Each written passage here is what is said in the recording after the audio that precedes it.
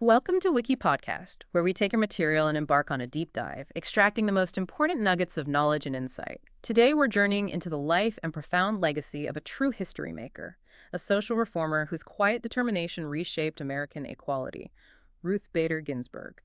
We have so much to unpack about her path from a brilliant student to a Supreme Court icon, revealing not just what she did, but the strategic genius behind it all. So let's dive in. Our deep dive into Justice Ginsburg's story begins in Brooklyn, New York, with Joan Ruth Bader, born in 1933. Even from a young age, her life was shaped by both personal challenges and an undeniable intellectual drive. What's fascinating is how these early experiences seemingly forged the resilience we'd later see on the bench. Indeed. Well, her early life was marked by significant loss. Yeah. Her oldest sister tragically died at 6, and her mother, Celia, who was this huge influence, really stressing education. She passed away the very day before Ruth graduated high school. Oh, wow, the day before. Yeah. But that emphasis on education and her just incredibly sharp mind propelled her. She excelled at Cornell. That's where she met her husband, Martin Ginsburg, also brilliant. Right. And she graduated as the highest-ranking female in her class there. It's clear she had immense academic prowess, but even with that, the path was far from easy. It sounds like she faced systemic barriers right from the start. Oh, absolutely. Think about this. Even before law school, she was actually demoted from a job. Demoted? For what? At the Social Security Administration, simply because she became pregnant. You're kidding. Nope. And then at Harvard Law School. Well, she was one of only 9 women in a class of 500 men. 9 out of 500. That ratio is stark. It is. And the dean, famously, and you almost can't believe it, asked her why she was taking the place of a man. Just asked her that directly. Directly. And despite being on 2 major law reviews, Harvard and Columbia, and graduating, tied for first in her class from Columbia. Top of her class again. Exactly. She was initially rejected for a Supreme Court clerkship, purely because of her gender. It really underscores the pervasive, often the blatant discrimination she faced right from the beginning. That resistance must have been incredibly frustrating. But she persisted, eventually securing a clerkship with Judge Edmund L. Palmieri, thanks to a professor really going to bat for her. How did these early experiences and maybe this first professional breakthrough then set the stage for her remarkable career? Well, what's truly fascinating here, I think, is how she then broadened her perspective. In the early 1960s, she spent time in Sweden. Sweden? Why Sweden? She was working on a book about civil procedure, the basic rules for how lawsuits work. And there she saw a totally different reality. Women made up 20–25% of all law students. Much higher than the U.S. at the time. Way higher. And she even saw a judge who was 8 months pregnant, still actively working on the bench. Wow. That experience wasn't just academic. It profoundly influenced her thinking on gender equality. It gave her this tangible vision, a different way things could be. That must have been a real aha moment, seeing a more egalitarian society in practice, truly illuminating what was possible back home. Precisely. She brought that vision back, became one of fewer than 20 female law professors in the entire country, first at Rutgers, and later the first tenured woman at Columbia Law School. Big deal. Huge. And then she started writing. Yes. In 1970, she co-founded the Women's Rights Law Reporter. The first law journal in the U.S. focused just on women's rights. This wasn't just about publishing articles. It was about creating a legal framework, a foundation for the movement. Lawyers could actually use this stuff in court. So it sounds like she wasn't just observing the law or teaching it. She was actively shaping the academic conversation around it. How did that translate into her direct fight for equality in the courts? That's the next big step. She moved from scholarship into direct action, into litigation. She co-founded the Women's Rights Project at the ACLU, the American Civil Liberties Union, in 1972. Okay, the ACLU, a major player. Absolutely. And as its general counsel, she argued 6 groundbreaking gender discrimination cases before the Supreme Court between 73 and 76. 6 cases in just a few years. How did she do? She won 5 of them. 5 out of 6 against the Supreme Court of the 70s. That's incredible. It really was, especially given the court's makeup then. That pivot to litigation sounds crucial. What was it about her strategy in those cases? This is where it gets really interesting for understanding how change happens. Her genius lay in her incremental approach. It was almost surgical. Meaning? Instead of these broad attacks trying to end all gender discrimination at once, which probably wouldn't have worked. Right. She meticulously chose specific discriminatory laws to challenge. carefully selected plaintiffs. And here's the key part. Right. Sometimes she used male plaintiffs. Male plaintiffs to fight gender discrimination. How did that work? Think about it. A widower denied survivor benefits that only widows got. Or a father denied a tax deduction for caregiving that only women could claim. It was brilliant. It showed that gender discrimination wasn't just a women's issue. It hurt everyone. It undermined equality across the board. Exactly. It made it much harder for the court to just dismiss her arguments as special pleading. It was a systemic flaw. She even preferred using the word gender over sex in her arguments. Why was that? To keep the focus on social roles and opportunities, not get bogged down in biological debates. Very strategic. Her work, piece by piece, dismantled so much discrimination in the law, it earned her that comparison to Thurgood Marshall. The architect of the civil rights movement. That's high praise, and it sounds deserved. It really does. Her strategic brilliance in litigation was remarkable. That comparison to Marshall really highlights the scale of her impact. Her success as an advocate naturally propelled her towards judicial appointments. In 1980, President Carter appointed her to the U.S. Court of Appeals for the D.C. Circuit. How did this new role as a judge reshape her approach? What kind of judge was she on that powerful court? Well, during her 13 years on the D.C. Circuit, she actually built a reputation as quite cautious and moderate. Moderate, after being such a trailblazing advocate. Yes. Known for meticulous work, attention to detail, and often finding consensus, even with conservatives like Antonin Scalia. Right. They famously became good friends, didn't they, despite being ideological opposites? Very close friends. So this collaborative, measured approach was definitely noticed when President Clinton nominated her to the Supreme Court in 1993, replacing Justice Byron White. It was a truly historic nomination, wasn't it? Especially given the barriers she'd faced just to get a clerkship decades earlier. It absolutely was. Only the second woman and the first Jewish woman ever on the Supreme Court. And during her confirmation hearings, she famously declined to answer questions on specific issues she might rule on. That became known as the Ginsburg precedent. Interesting. So others followed her lead in avoiding previews of their votes. They did. And the Senate confirmed her almost unanimously, 96-3. It showed how respected her judicial temperament was at that point. Once on the Supreme Court, her judicial philosophy was initially seen as cautious, maybe continuing that D.C. Circuit style, but something undeniably shifted, didn't it? Her approach seemed to evolve over time. What sparked that? Yeah, this is a really critical point in her story. Her tenure saw a big evolution, especially after Justice Sandra Day O'Connor retired in 2006. Okay, so O'Connor leaves. And suddenly Ruth Bader Ginsburg is the only woman on the court. Right. That must have changed the dynamic. It seems so. That period, particularly the 2006-2007 term, is often pinpointed as when she truly found her voice, becoming much more forceful in her dissents. Sometimes she would even read them aloud from the bench. Which is pretty rare, right? A real statement. Oh, absolutely. It's a powerful signal of intense disagreement. It draws public attention. So it wasn't just disagreeing on paper. It was a performance, in a way.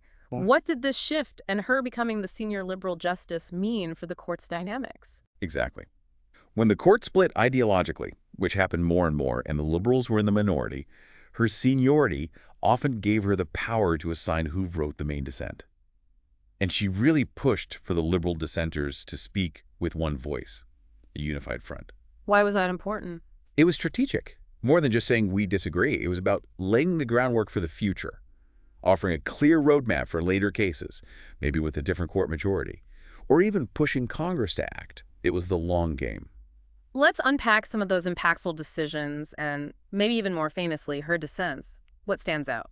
Certainly. Well, in 1996, she wrote the majority opinion in United States v. Virginia. The VMI case. That's the one. Striking down the Virginia Military Institute's male-only admissions. Her reasoning was sharp. A state needs an exceedingly persuasive justification to use gender to deny equal protection. That's a high bar. Setting a tough standard. Definitely. Then think about her dissent in Ledbetter v. Goodyear in 2007, pay discrimination case. Ah, yes, Lilly Ledbetter. Right. The court made it harder to sue for past pay discrimination. Ginsburg's dissent was passionate.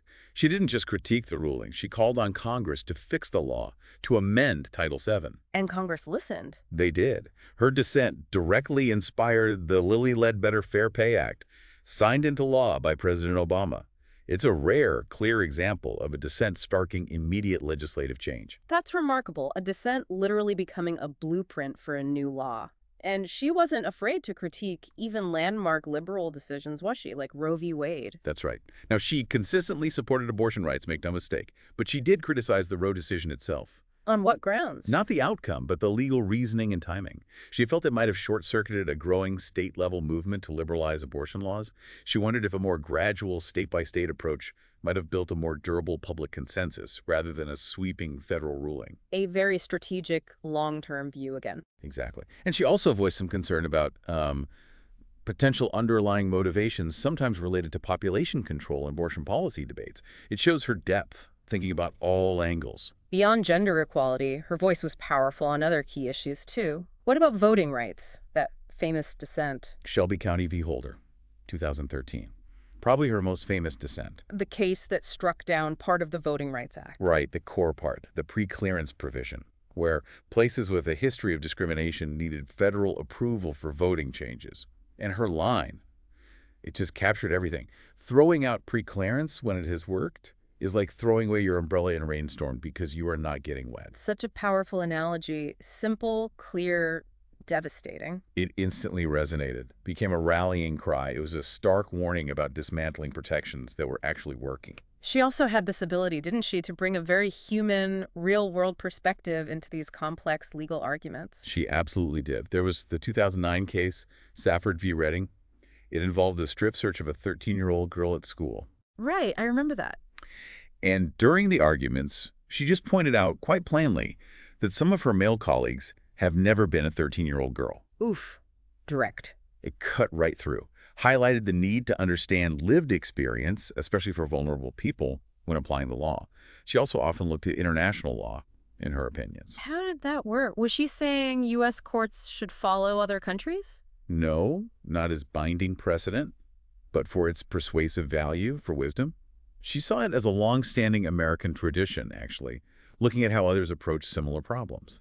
It's worth noting, though, her record on Native American law was, well, more complex. It drew both criticism and praise over the years, not as straightforward. Okay.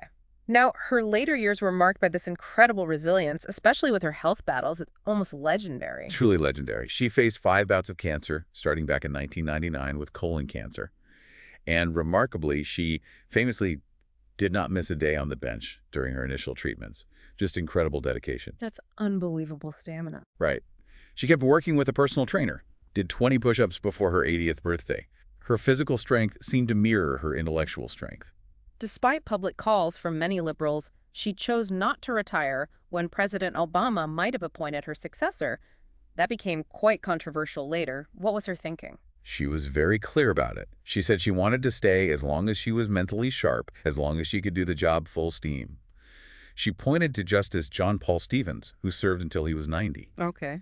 And she also shared, quite movingly, that the intense work of the court actually helped her cope after her husband Martin died in 2010. For her, it was about capacity and commitment to the role. Beyond the bench, she somehow transcended being just a justice. She became a pop culture icon, the notorious RBG. How on earth did that happen? It's fascinating, isn't it? Her growing visibility as the sole woman on the court, combined with those fiery, quotable dissents, like in Shelby County, it just resonated, especially with younger people online. The nickname started as a Tumblr blog, a play on the rapper Notorious B.I.G., showing admiration for her toughness. Just started as a meme, basically. Pretty much. And it just exploded. Books, documentaries, that opera where she even had a cameo. She was in the opera. Just a small spoken role, yes. Yeah. Plus, Kate McKinnon's SNL impersonations, the Lego figure, it was wild. And her signature lace collars, her jabots, they became iconic. She had specific ones for majority opinions and different ones for dissents. A visual cue for her stance. Amazing. It was this remarkable moment where a figure from the high court became a genuine pop culture hero. She also had some surprisingly candid public moments that maybe added to that mystique. She did. She officiated same-sex weddings, which was quite something for a sitting justice. She also made those critical comments about Donald Trump during the 2016 campaign. Right, which she later apologized for. Yes, she acknowledged judges should probably avoid that. And she famously weighed in on whether a hot dog is a sandwich on late-night TV. Wait, what was her ruling on the hot dog? You'd have to look that one up. But it just showed this witty, engaged side of her beyond the bench. Her passing in September 2020 at 87 from pancreatic cancer complications Really felt like the end of an era. And of course, it set off a huge political firestorm. He did. Her final wish, dictated to her granddaughter apparently, was, "My most fervent wish is that I will not be replaced until a new president is installed." Her death, just weeks before the 2020 election, created that Supreme Court vacancy that became intensely controversial. It really underscored the immense stakes. But her legacy, it lives on. In the laws she shaped, obviously, but also in things like, well, there's a species of praying mantis named after her. A praying mantis, really? Yeah, apparently, because it has a neck plate that looks like one of her jabots, and Cornell named the residence hall after her. Her impact is just indelible on law, equality, American society. Ruth Bader Ginsburg's life was truly a testament to persistent strategic advocacy and the undeniable power of a clear, dissenting voice. She showed us all that the fight for equality is often a long game, built on deliberate, sometimes incremental steps, but always requiring unwavering commitment. We hope this deep dive has given you a fresh perspective on her incredible journey. Thanks for listening. Write us your opinion in the comments on how Ruth Bader Ginsburg's life story might inspire future generations of social reformers. Subscribe to the channel to help more listeners reach our episodes. Thank you and have an amazing day.